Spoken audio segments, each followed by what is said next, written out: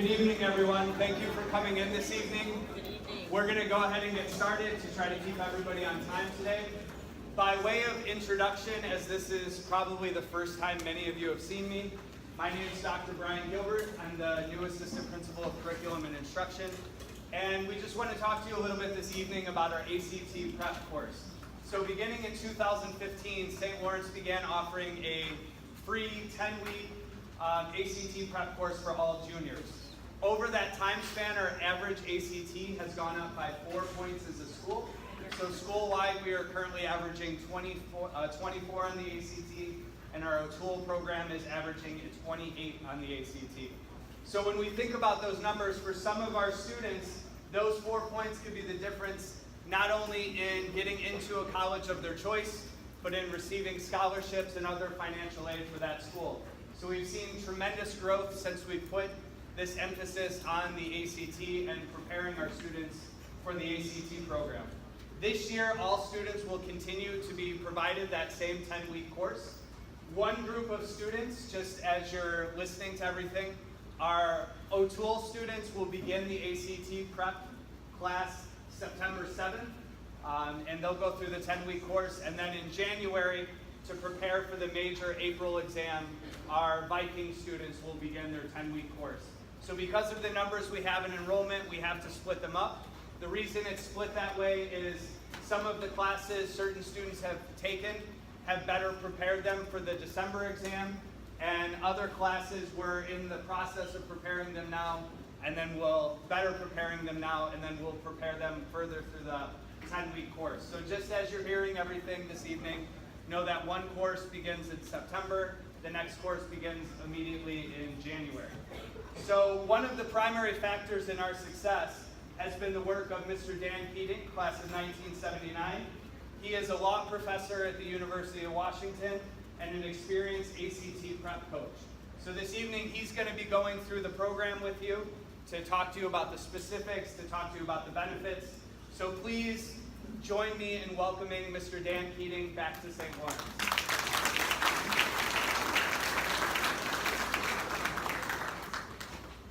Thanks, Dr. Gilbert. And I'm going to have 4 parts to my presentation tonight. First, welcome everybody. This is the biggest group we've ever had for this back-to-school night, so I'm excited to see how many people are interested in learning about ACT prep, because I think it's becoming more and more important for college admissions and scholarships. So first, I'll share a little bit about my own background and about my motivation for offering this ACT prep course. Second, I'll talk about the increasing importance of the ACT for college admissions and scholarships. Third, I'll explain how I approach the ACT prep course and why I do it the way that I do it. And finally, I'll answer any questions that you have about the course or about the ACT test. First, a bit about my background. When I came in tonight, I wanted to get one of those signs because I'm part of a proud Viking family. I went here myself more than 40 years ago, and I also have 3 brothers who went to St. Lawrence, and then more recently, my oldest daughter, Amy, was for 4 years the Director of Communications for St. Lawrence until May of 2016 when she moved down and took a job with the University of Chicago in their alumni and development group. When I went to St. Lawrence, there were 1,700 students versus 700 or so now, and I have to say that I kind of like the smaller version of St. Lawrence, but I know it's getting bigger, and of course, back then, we were all boys, and it's exciting to see the girls on campus now, and it's been fun to teach them along with the boys. My first grade school was St. Denis, and then we moved to Oak Lawn, and I went to St. Louis de Montfort, and then finally ended up here at St. Lawrence. After that, I went to Monmouth College in Monmouth, Illinois, where I met my wife, Jane. Then I came back to live with my parents in Oak Lawn, and I commuted to law school at the University of Chicago. And then I practiced law for 2 years in Chicago as a bankruptcy lawyer for the First National Bank of Chicago. Then back in 1988, 30 years ago, I moved to St. Louis with my family and began teaching at Washington University in St. Louis. I also have a lot of family ties to Washington University. My older brother Kevin got his undergraduate math degree there. My younger brother Tom got his law degree there. My daughter Emily, our middle child, got her degree there recently, and my nephew Colin just graduated last May from Washington University. I started doing ACT prep about 15 years ago with my oldest, Amy, and her friend. And by word of mouth, I then worked with 35 to 40 students on an individual basis over the next 10 years. But it wasn't until the fall of 2015 that I did my first group class here at St. Lawrence. I've never taken pay for ACT prep because for me, doing ACT prep is both a hobby and it's a service ministry for me. As for the hobby part, I'm a pretty competitive person, and so doing ACT prep is like a game, trying to help students beat the ACT test and seeing how many points students can add to their starting scores. And as for the ministry part, I find fulfillment through service, especially as I get older. And teaching is a gift that I was given, so I find it natural to give back with the thing that I know best, which is teaching. And I come from a family of teachers. My two parents, who are still both alive and living in Orland Park, they were both teachers in the Chicago public school system. My dad was a grade school principal the last 20 years of his career. And then my brother Kevin is a math professor at University of Florida. My brother Mike is a math teacher at Moraine Valley. And only my brother Tom, my youngest, is not teaching. He's a lawyer. And then in my new nuclear family, my wife Jane started out as a high school English teacher. She ended up as a preschool teacher, which she likes better, she tells me. I can't imagine why.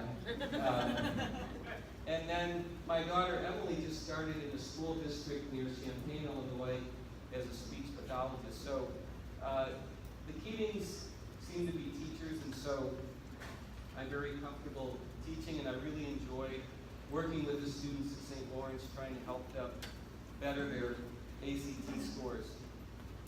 So the second part I told you is I was going to talk about why the ACT test has become so important with colleges these days. Well, first of all, and probably most importantly, it's because the ACT test is a standardized test.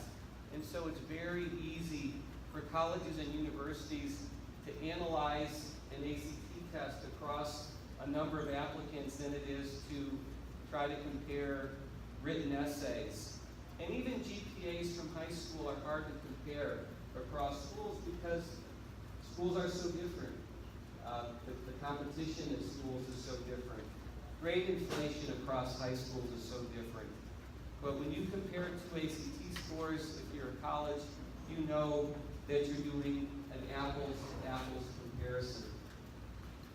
Now, having said that about the increasing importance of the ACT test, I really want to emphasize here for both students and parents to keep a perspective about the ACT test and any standardized test that students take.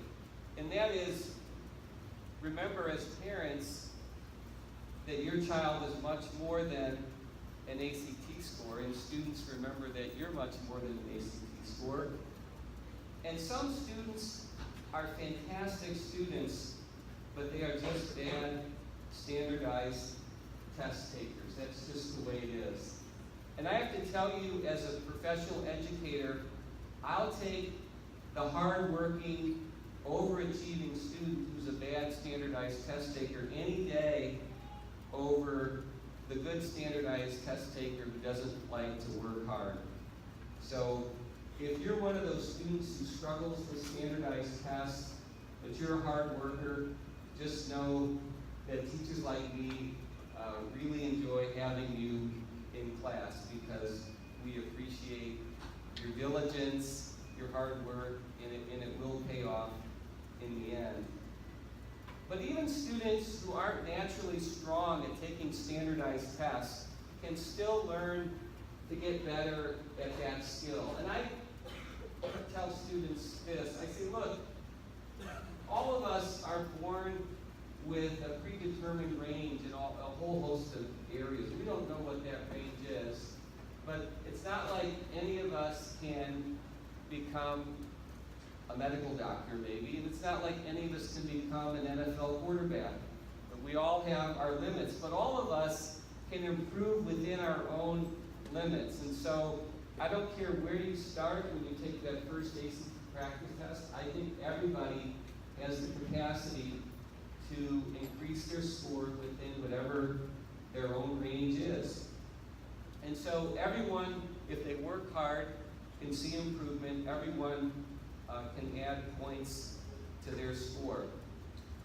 Let me talk now about the requirements for the students participating in this program. The first is that you will complete 4 full-length practice tests, full-length ACT practice tests during whatever semester you're doing it in, under time conditions, and the fall group begins on Friday, September 7th. And I won't be here for those practice tests, because I don't need to. Those are proctored by St. Lawrence faculty. The other part, and I hope the more important part of the review session, is that you will attend a 3-hour review session on those Fridays in the semester when there's not a practice test. So with each test that you take, there'll be another session where you review with me in the fall, during the fall group, that practice test. And the first review session in the fall will be on Friday, September 14th. Finally, during the week before the real ACT test, I'll give an overall comprehensive review session that looks back on all 4 practice tests that were taken, at which the students will be given my comprehensive study guide. It's a 4 or 5-page study guide that tries to highlight all the patterns and tricks that we've covered in the course of going over the 4 practice tests. I appreciate that this is a big commitment for students on top of their regular classes. But I would like to point out that you ought to consider the bang for the buck here in terms of your time in comparing the time that you devote to ACT prep with the time that you devote to develop your overall high school GPA. This ACT prep is just a 30-hour commitment, and this class has no required homework as compared to literally thousands of hours that go into your high school GPA. And yet, at the end of the day, when it comes time to apply for colleges, most colleges are going to look at that ACT number and put just as much weight on it as they do your entire high school GPA. Now, the first year that I taught ACT prep here at St. Lawrence, it was done on Saturday mornings, and it was on a volunteer basis only. Only students who wanted to do it did it. And I think I had about 30 or 40 students who chose to do it. After that first year, Joe Martinez, the president of St. Lawrence, decided to build the program into the school day. I thought that was a very smart thing for him to do on behalf of the students of St. Lawrence. And he may be the first high school president in the area to do it this way, to literally build ACT prep into the curriculum, into the regular school day. And I think it's a good use of students' time. Now let me talk about how review sessions will be taught. So the review sessions will focus on commonly missed practice test questions by the students that have a repeatable pattern for future tests. So in other words, the goal of the review sessions is to teach the students how not to make the same mistake twice, because a lot of the ACT ACT questions tend to follow a similar pattern. They're not the exact same question, but they're the same question type. And once you see the type or the category and you understand it, then you're unlikely to get that wrong in a future test. I always break up the 3-hour review sessions into 3 manageable parts. We take 10 or 15-minute breaks in between the different subject sections of English, math, and science. I don't do a separate review on the reading comprehension because generally there aren't the same kind of repeatable patterns there, but I do talk to the students about how to approach reading comprehension, and the students always do the reading section of the practice ACT test. Last year, for the first time in the review sessions, we used something called clickers, where every student gets a clicker, and when I go over each question and they've got their books with the practice test that they've already done, and I'm highlighting the questions that a lot of students got wrong, I'll have them redo the question, and their clicker has A, B, C, D, and E, just like the test. And so I'll ask them, when they redo the question, to just press their answer onto the clicker, and then after most of the students have answered, then I'll reveal with the bar chart on the screen what the distribution of the answers were. It's a good way for students to be more active in those review sessions. In the past, I would just ask them to do the question in their head, and most of them did, but I suspect some of them probably didn't. And this way, I think it gives them more of a stake in the game, and it also gives me information because it tells me if a lot of students pick a certain wrong answer, then I can spend more time talking about why that wrong answer was wrong. So it gives me feedback on the spot, and it gives students a more active way to do the review session. So I think that worked out really well, and we're going to do that again this year. Now I'm going to talk about why I encourage and why St. Lawrence encourages multiple taking of the ACT test. And this is very different from back in my day where almost nobody took the ACT test more than one time. And back in my day, no one did ACT prep either. We would, if we got a good night's sleep the night before, that was ACT prep. That was about all we did. So, first of all, colleges and universities these days will take your highest ACT score rather than averaging all of your scores if you take the test multiple times.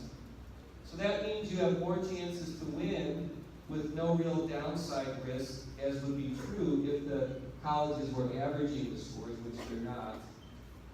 Second, there's a real random element as to what material is tested on each ACT test, and it varies greatly with each test, and especially on the science and the reading parts. There may be tests where, as a student, you just happen to hit on a subject that you already know a lot about, or that you're particularly interested in, and on those ACT tests, you're probably going to do really well, versus ACT tests where the reading comprehension segments and the science segments are on things that you don't know well or that you're just not interested in. So there's the random element that works in your favor if you take the test more times. Third, a lot of colleges, including Washington University where I work, will take what's known as a super score that combines your best score from each section of all the ACT tests that you've taken. So, for example, if you took the test 3 times, a super score would take your best English score, your best math score, your best reading score, and your best science score, and they would put those all together and make one artificial composite score that the school would treat as if it were a single composite score for purposes of admission and scholarship. And so, the more times that you take the test, even if you don't get a higher composite score, you'll probably get a higher score on one of the sections that will help your super score. Fourth, you're a little bit older and a little bit smarter with every ACT test that you take. You might have learned some new things in math or science that help you on the math or science. And your brain's just smarter as you get older. So every time you take it, you're just a little bit smarter. Fifth, the cost-benefit analysis. So here it is. It's $55 per ACT test versus potentially thousands of dollars in merit scholarships at state. I've seen estimates that for every single composite point on an ACT score, you can get $10,000 over the course of 4 years of college in additional merit scholarship. And now, St. Lawrence has something called a Second Chance Fund that makes this an even easier choice on the cost-benefit side. The Second Chance Fund is something that the St. Lawrence Foundation, which is a separate foundation that was established by some alumni of St. Lawrence to help enhance the academics at St. Lawrence. And what the Second Chance Fund does with money from the St. Lawrence Foundation is it allows St. Lawrence students to take the ACT test a second, third, or fourth time and get reimbursed for the cost of taking the test. So the first test is on you, but any repeat tests you can get reimbursed through the Second Chance Fund. So you can think of this as a 4+4 approach. You're going to take the 4 practice tests as part of the ACT prep course, and then your goal should be to take 4 real ACT tests. Now, Dan Turney has found, in looking at the data, that the students who took the ACT, the real ACT, 4 times, had roughly a 5-point composite score advantage over those students who took the ACT just 1 time. So what about the timing of the ACT prep course? Well, the ACT prep books will be delivered to the St. Lawrence bookstore, I think in the next few days, for students to purchase. They're only, I'm told, $21 each, and you'll get word from Brian Gilbert about that when those are available to be purchased. I already mentioned the first practice test for the fall students is September 7th. The first review session is September 14th. I want to mention here about conflict options. What happens if you're a student and you're sick on a Friday, or you have a conflict that keeps you from attending? Well, if it's a practice test day, I give you the option to take the practice test on your own under time conditions. And then if you give your answer sheet to Brian Gilbert, he will include your answer sheet along with the others that will be sent away to get scored by my statistician so that you can participate that way. And if it's a review session that you're missing, the school will videotape the review sessions and make those available to you on a computer link if you want to see a review session that you missed. And as I mentioned, there'll be a final comprehensive review session that will occur about 1 week before the December 8th test for the fall people.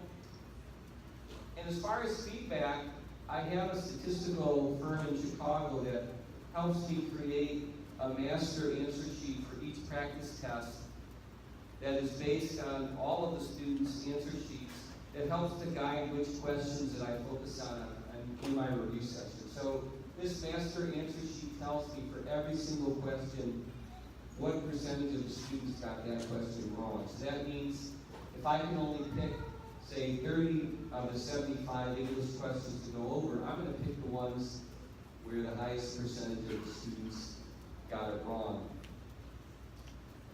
I email the results of each practice test that will enable each student to track his or her own progress test by test on all 4 of the subject sections as well as their overall composite score. And the way that we do this is I'm going to assign everyone by email. I'll send you your code, your student code number for ACT prep purposes. And that is the number that you'll be looking for when I send the master results sheet, when I get the results. So if you're number 37, you just have to look for student number 37. It will tell you how you did on that practice test, what your composite score was, and what your score was in the 4 subject matter sections. And then it will, in each test that you do, we'll have the new test scores as well as the previous test scores, so you can track your progress that way. I think seeing your progress is a way to stay motivated. And for the parents, I will also send you a copy of those master results, Excel spreadsheets, and PDF files, and you'll know your student's code number as well. So a couple lessons that I learned from my group classes from the last few years. The first is that the group model actually works. I didn't know if it was going to work when I first did it. I knew that when I worked with students one-on-one, I could usually help a student get about a 4-point composite score increase. I didn't know how that would translate into the group setting, but it actually translates pretty well into the group setting. The other thing that I learned is that it takes a few tests for students to start seeing big improvements. And so if you don't see big improvements from test 1 to 2 or 2 to 3, just be patient, trust the process. A lot of the biggest gains come between your last practice test and your first real ACT test, because that's in between that last practice test and your first real ACT test is when I do the overall comprehensive review and you get the study sheet. And that's where, for a lot of students, it all comes together. The final thing I'm going to talk about before I take questions is ACT versus SAT test. So parents often ask, well, which test is more important? And the answer is, they're equally important. That is to say, virtually every college today will take either test. Colleges tend not to have a preference anymore. Back in my day, East Coast and West Coast colleges tended to like the SAT, and Midwestern universities tended to like the ACT, but that's not true anymore. Every college will take the ACT, and I think every college will take the SAT, and they don't really care much either way. So then why not do SAT prep? And the answer is, I do ACT prep because of the 2 tests, I think it's the more teachable test. The ACT test has this English grammar section that's 1/4 of the composite score, and it's very teachable. There's not that many English grammar rules, and yet it's shocking how many students don't know them, but how easy they are to learn. And I've seen many students literally improve their English score on the ACT test by 10 points. That's not unusual because it's just not hard to teach. And the math on the ACT is also pretty teachable. It's pretty basic. It's algebra, geometry, 2 or 3 trigonometry questions, but if you don't know trigonometry, it just means you're not going to get 60 out of 60, but you're not going to get that anyway. So you can do really well just knowing the algebra and geometry. And then science, even the science on the ACT is teachable because it's mostly charts and graphs. A lot of students aren't super comfortable with charts and graphs, but that's a learnable skill, and we can learn that, they can learn that over the course of the ACT prep. So one last point about ACT versus SAT. One of the biggest misconceptions I've heard over the last couple of years is when the state of Illinois, which used to pay for 1 free ACT test for every high school student, and so public high schools can pick a day when they give a free ACT, they used to give a free ACT test at their public high school just for their students. And it was about 2 years ago that the state of Illinois decided to go from giving a free ACT test to a free SAT test. And at that time, I heard a lot of parents say, oh, I guess the ACT test isn't important anymore. I guess the SAT test is now where it's at. But that couldn't be further from the truth. The colleges, they don't care what Illinois does. They didn't make this decision, and they continue to value the ACT just as much as the SAT. The only reason Illinois switched, it had nothing to do with the inherent value of the SAT versus the ACT, and it had everything to do with the fact that you live in a state that's broke, and the SAT test people offered a much better deal to the state of Illinois to get one free SAT test than the ACT test people did. And on that basis alone, the state said, great, you can save a little money by giving free SAT tests instead of free ACT tests, but it has nothing to do with how colleges value the ACT versus the SAT. So I want to fix that misconception, if anyone out there still has that. And with that, that's all I have to say, and I'm happy to take any questions that students or parents have about the ACT prep program here at St. Lawrence. What is the time for the review sessions? What times are we going to be on Friday? Okay, so the times of the review sessions, those will be told to you by the good people at St. Lawrence. I think there's going to be, I think as I understand it, on practice test days where they're taking the test, everybody's going to do that in the morning from about 7:45 or 8 until 11:30.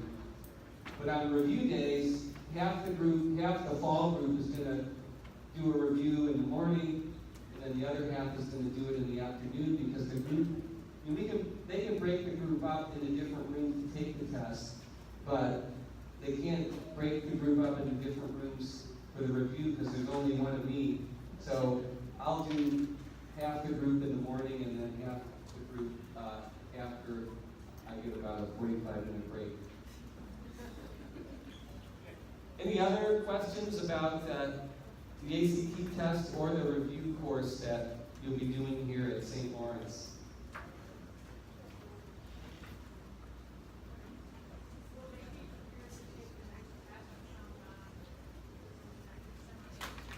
The whole goal of the fall, so the question is, will the students be prepared to take the December 8th ACT? And the answer is yes, if they sign up. So you have to sign up for that test separately, and I'll be sending informational emails to parents and students as each. I'll do it before the first review session. As each results comes out and I send those results, I always do it with a little bit of a message. And one of the messages you'll be getting is to sign up for the December 8th ACT. And I'll even give you the link. It's really easy to do it online. But the whole idea of the fall test is to take the December test. And in fact, if you don't, I think you're missing something because the material is going to be really fresh for that December 8th test. Other questions? Will that December 8th test be taken here, be given here? Well, that I'm not sure. I mean, different high schools host different of the tests, and I don't know if St. Lawrence will host for the December test. Yes, we will be. Okay, the answer is yes. So you can take that test on your really familiar surroundings. That'll add at least 6 points to your score.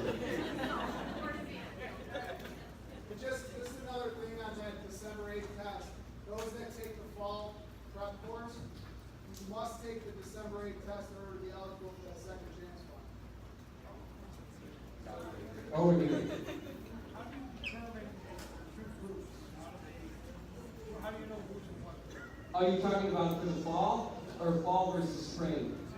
Which one? Who's in the fall and who's in the spring? I'll send an email to everybody communicating. I'll send an email, as far as the groups are concerned, I'll send an email to all of you explaining what group your student falls into or when they'll be participating in the program.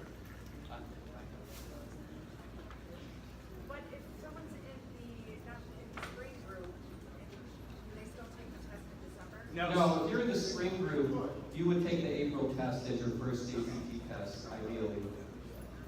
Any other questions about, yes? The review book that they're going to purchase, did you use that same book last year? Yeah, let me say, this is a question about the review book. Let me just say something about that, because that's really important.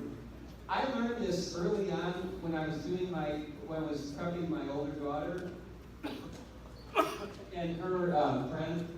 I started out with some commercial, I think it was maybe Princeton Review or Kaplan or one of those companies. And it didn't seem to be working in the sense that my daughter and her friend were getting in the low 20s and their goal was to get 30. Let me take a drink, hold on.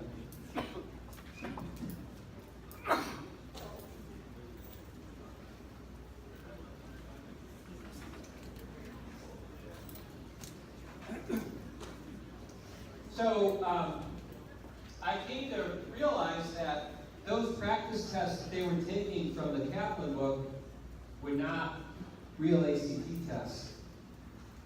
And there's only one book in the entire market that has real ACT tests. It's written by the company that produces the real ACT test. And ever since then, that is the only review book that I ever use for ACT prep, because these other books try to mimic ACT tests, but they don't do a very good job. So all the practice tests that the students will be taking through this course in that book are actual ACT tests written by the makers of the real ACT. And those are the only ones worth using. Any other questions? Yes? About that book, if you're in the spring class, do you still divide it into fall, or is it gonna be available again? I assume it'll be available in the spring, but I don't know how Brian's going to do that. Yes. Yeah, we'll make sure that it's available to both groups in the same way. Any other questions?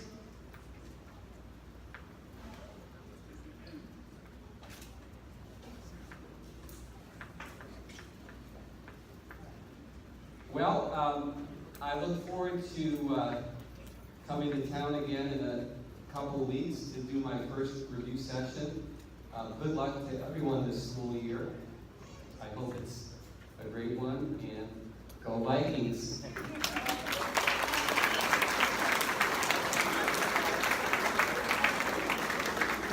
Just one follow-up, if you have any questions or you need to discuss anything, please feel free to email me or call me anytime, and I'd be happy to help you, happy to answer the questions for you, happy to walk you through anything that you need. So thank you very much for coming in. We'll be starting in the gym shortly.